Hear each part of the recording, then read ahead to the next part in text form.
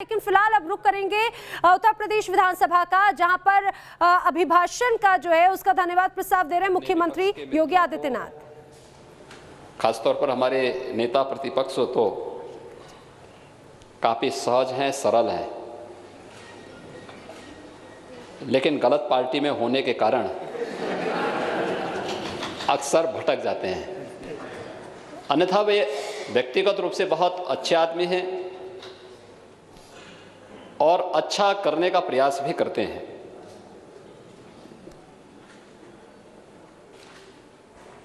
राज्यपाल जी अभिभाषण करने के लिए आए थे। राज्यपाल या राष्ट्रपति देश का संवैधानिक प्रमुख होता है। राज्यपाल प्रदेश का संवैधानिक प्रमुख है। अगर अपने संवैधानिक प्रमुखों का सम्मान ये चुना गया सदन नहीं करेगा, लोकतांत्रिक प्रणाली के सामने स्वयं एक गंभीर संकट खड़ा होगा। इसलिए संवैधानिक प्रतीकों, संवैधानिक प्रमुखों का सम्मान चुने गए जनप्रतिनिधियों का दायित्व होना चाहिए। और कहीं ना कहीं इस मामले में हम लोग चूक करते हैं। परिपाटी अच्छी होनी चाहिए, परिपाटी अच्छी, जैसे इस विधान सभा ने पिछली चर्चाओं में 2019 में 2020 में हम लोग उस प्रकार की किसी चर्चा को आगे नहीं बढ़ा पाए वैश्विक महामारी कोरोना के कारण। लेकिन 2019 में इस मामले में काफी अच्छे काम हुए थे।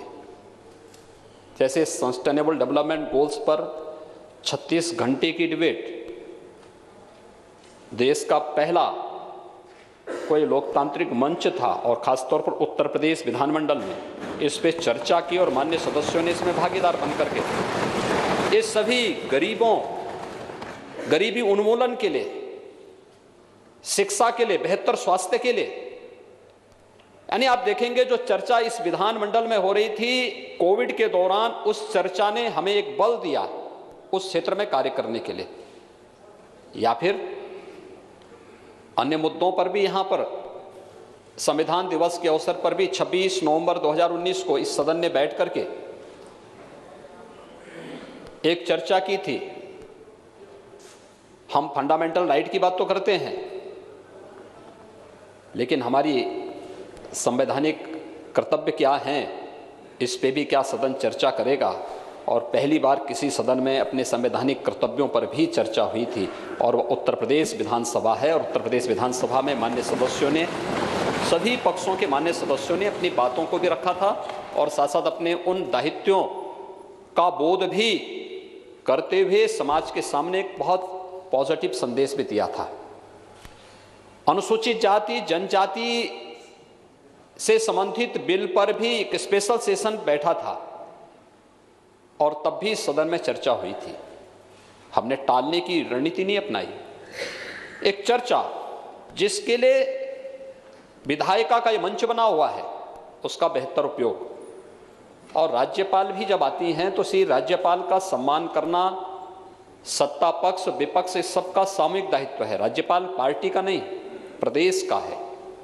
और प्रदेश के संवैधानिक प्रमुख के प्रति सम्मान का भाव होना, उसी प्रकार से जैसे संवैधानिक प्रतीकों के प्रति हम लोग सम्मान का भाव व्यक्त करते हैं, विधायिका के मंच पर राष्ट्रपति जी के लिए, राज्यपाल जी के लिए, न्यायपालिका के प्रति कोई भी विपरीत और प्रतिकूल टिप्पणी नहीं हो सकती है, नहीं करनी चाहिए।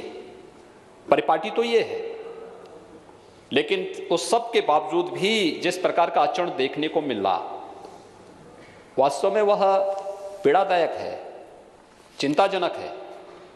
और मैं किसी व्यक्ति के लिए नहीं बोल रहा हूं, लेकिन मुझे महोदय इस बात पर अवश्य चिंता होती है कभी कभी कि वास्तव में मैं बार बार इस बात को कहता हूं कि हमें अपने सदन को इस बारे में तैयार करना होगा।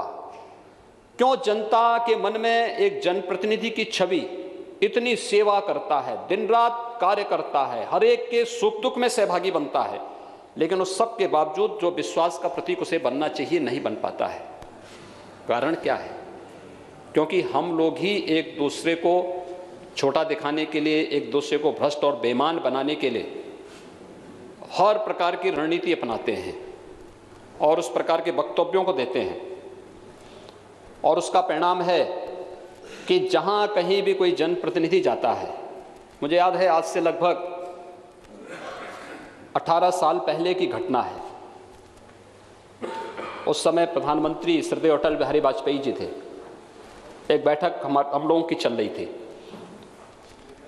उस समय एक माननीय सांसद आए दौड़े दौड़े और उन्होंने एक बात का जिक्र किया। उन्होंने कहा, साहब हम लोगों को लेट हो गया, ट्रेन में हम लोग चल रहे थे, तब तक एक सज्जन आए और उन्होंने कहा, साहब मैं फलानी पार्टी का नेता हूं।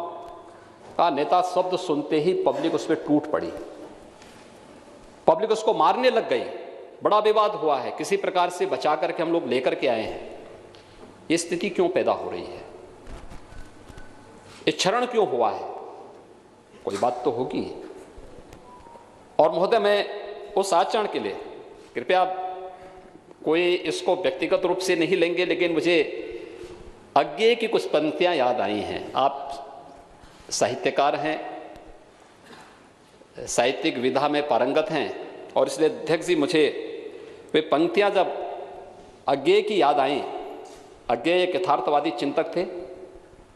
उन्होंने बहुत अच्छी बात कही। उन्होंने कहा कि सर्प, तुम कभी नगर नहीं गए, नहीं सीखा वहां बसना,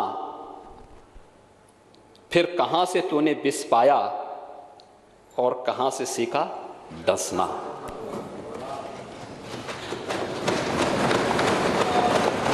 क्या हम अपने आचरण से इन संवैधानिक व्यवस्थाओं को क्षति नहीं पहुंचा रहे हैं?